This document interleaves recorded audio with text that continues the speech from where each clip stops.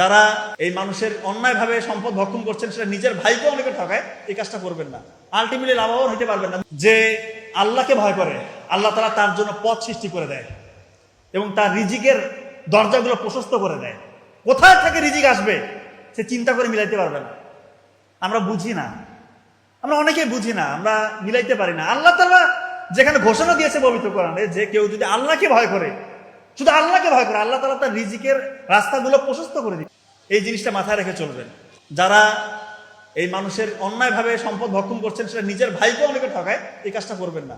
Ultimately লাভবান হতে পারবেন না। দেখবেন, আমি অনেক দেখেছি, আমার কাছে তো অনেক পেশেন্ট আসে, দেখি যে এই লোকটা হয়তো অন্যায় করে মানুষকে ঠকাইছে। আমরা সবাই জানি, দেখা যাচ্ছে এমন এমন রোগ হয়েছে, ওটার চিকিৎসা ওনার পক্ষে করা সম্ভব হচ্ছে না।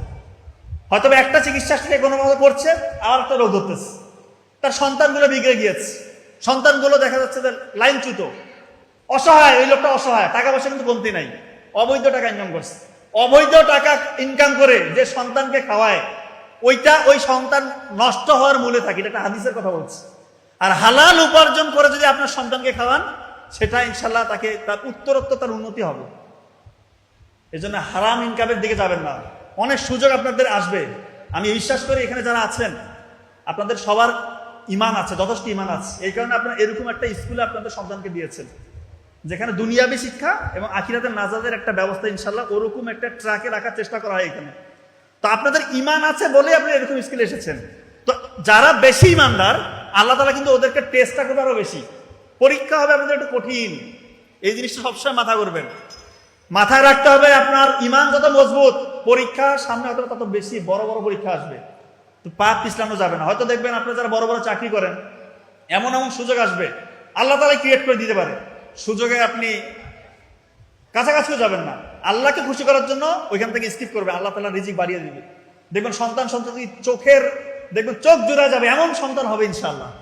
সন্তান যদি আপনার কোটি কোটি টাকা আছে, সন্তান হয়েছে মাদকাসক্ত, ভালো লাগবে?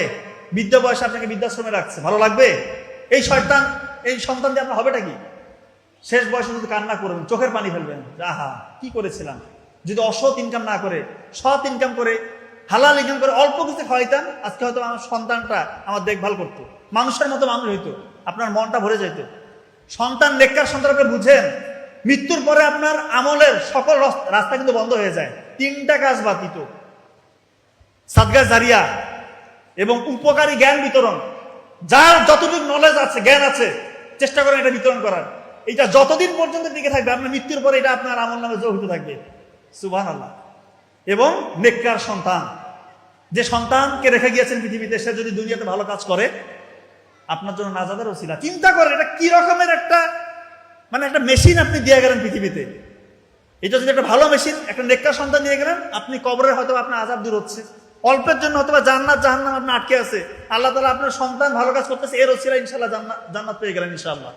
তো এই জন্য নেককার সন্তান রেখে দেওয়ার চেষ্টা করবেন। আর খারাপ সন্তান রাখবেন, ওর যে পাপ করবে সেটার ভাগিদার আল্লাহ মাফুর আপনাকে হইতে হবে। তো অন্যায়ভাবে কারো সম্পদ ভক্ষণ করবেন না।